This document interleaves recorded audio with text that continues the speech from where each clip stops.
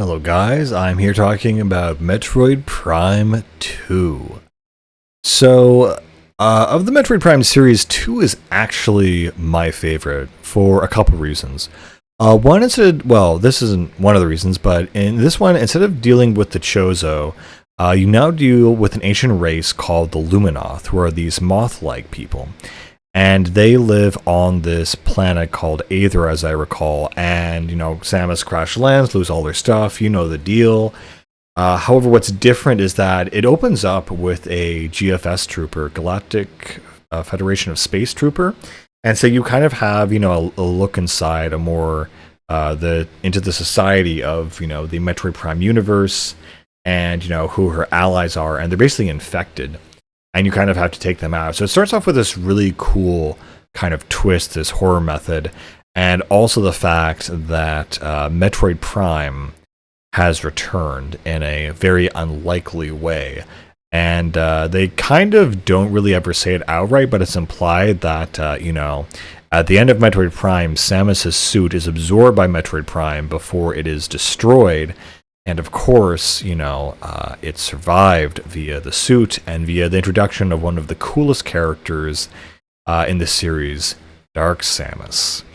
And, it's so cheesy, but I think it works. It's because Dark Samus is a great antagonist, a great rival. She, barely ever talks. She just makes menacing gestures and just, it's very implicit, what's going on. And know what the threat is and what Samus has to do to deal with it. Also, the aesthetic is much better in this game, I feel. Just a little bit better.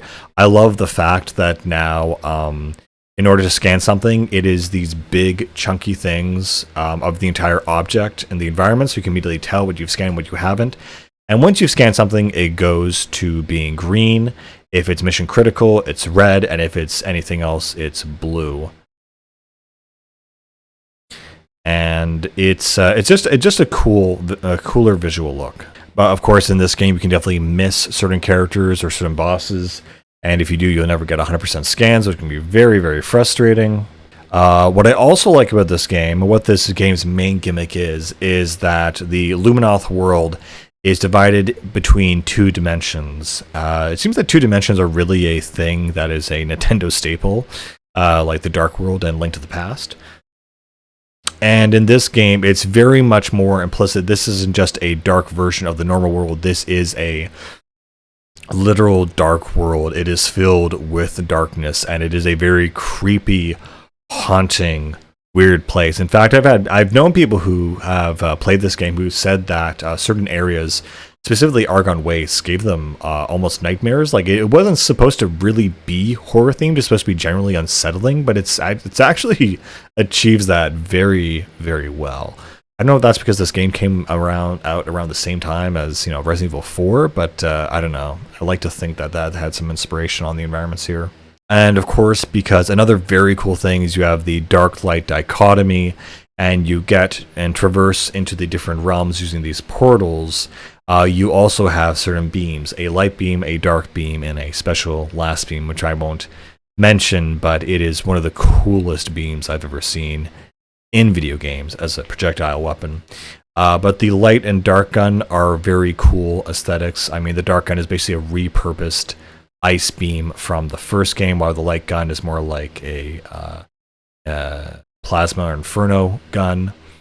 What's also very cool about this game is that there are optional upgrades for each of these, vis-a-vis missile upgrades or missile combinations.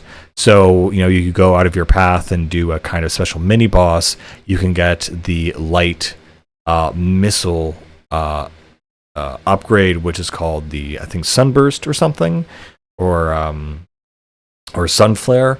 And it's just really cool, and it gives you a real incentive to use those missiles, because again, by the end of the game, you have 50 of them, and there's no real reason to have so many and use them. Again, in the original 2D Metroid Primes, you could spam them so quickly, it was a great way to drain down an enemy boss's health, but in this case, it's just not super useful. I think the other thing that this game does a lot better than Metroid Prime is that the environments are much more interesting. You obviously have the light in the dark world, but the Luminoth technology and structures are very interesting. There's a bog level, there is like a desert-ish level, which are fine, but there's the last area of the game is the city level, the cityscape of this ancient lost city that's kind of been depopulated because the Luminoth have gone into proto-extinction and are hibernating in these cryopods until they can come out and it's safe. And the city section is just the coolest, the most technologically, aesthetically interesting level I've ever played in my time with video games. It is the most coolest. The soundtrack, oh my god, it is the coolest area, the most technologically interesting area. I know people will just repost gifs of the skybox and the little things moving along the skyline. It is such a cool environment, and there's nothing, I've never experienced anything like it. In all of the sci-fi high-tech video games I've played, there's nothing like the city section in this game. And of course, there's a dark version of it, which is also very cool. One thing that I guess was kind of frustrating is near the end of this game, you had to get a bunch of keys in order to unlock the final boss.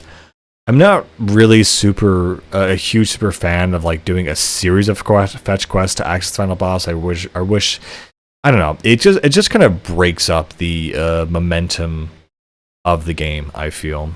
Of course, you get different visors, and the suits in this game are very cool. The dark suit and the light suit are aesthetically very, very interesting, especially compared to 3, now that I'm thinking about it.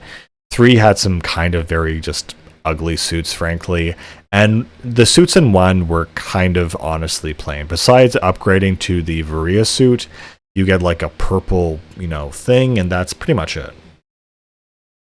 I think another big thing, an improvement in this game, is again the music. A lot of the techno-ish or cyber-ish tracks are really well done.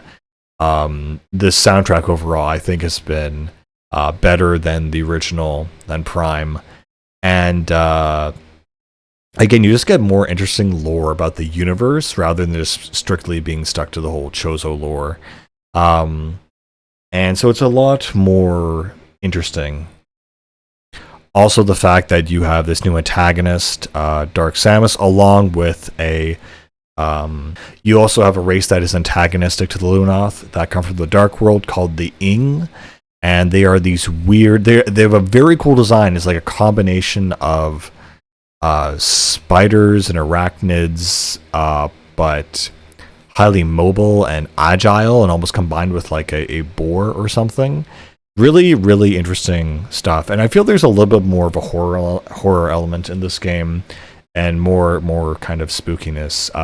Again, the music in the city area, Torvis Bog, the main menu music, even God, like this game had so many bangers, and oh god, I should actually mention that this game has the most unique main menu system I've ever seen, where the entire main menu is divided into these weird can't even describe it. It's like everything's on an axis, and you rotate the axis to select options or single player or multiplayer. And oh my god, I actually almost forgot. This is one of the few, I think one of the only Metroid games where it has local multiplayer up to 4 players. And you choose your Samus skin and you load into the map. And I actually played a decent amount when I was a kid with my brothers. It was not terrible. It was okay. It wasn't bad. And it was fun to lock onto someone and jump around and fight them. It was fun. It was cool. The ending to this game, the final boss fight, a 3-stage thing, and of course it has the classic escape mode where you kill the boss and you got to escape. And even then, there's a, one of the phases during that phase where the planet is going to explode and you have to do the final boss fight. And I would say the Metroid Prime 2 boss fight is way more memorable than any final boss fight in this series. Metroid Prime 2 honestly outshines its predecessor and its successor by a mile. I can't even begin to really... Now that I'm revisiting, it's really hard to... internalize and justify how much better it is. It's kind of crazy. Also, the aesthetic is great. The music is great. The gameplay is great. The puzzles are great. Everything about this game is great. This is like a 9 out of 9 or a 10 out of 10 game. Or 9 out of 10 game. It really is just so good, so much fun, so interesting, and such a memorable piece of art. I can't help but fall in love with it. And of course, you get Samus's final, face reveal when you get 100% the game. I think it is funny though that I'd like to see them all side by side, but between Metroid Prime 1, 2, and 3, Samus's physique and face have like never been consistent. It's always been different. And I just find it super funny / interesting that that is the case. However, I guess I'm a fan of Metroid Prime 2 Samus, I guess. If there's even a fan base for such a distinct characterization. But in any case, Metroid Prime 2, amazing game, wonderful game, lots of cool weapons, features, everything about this game absolutely rocks. One of my favorite things is when you unlock the final teleport ability in this game, it is just the coolest cutscene I've ever seen, and the choreography in this game is just astounding. And Prime 3 almost takes a step back in some ways, not just in choreography, but in a lot of things. But anyway, this is probably a must play. I'll see you guys later.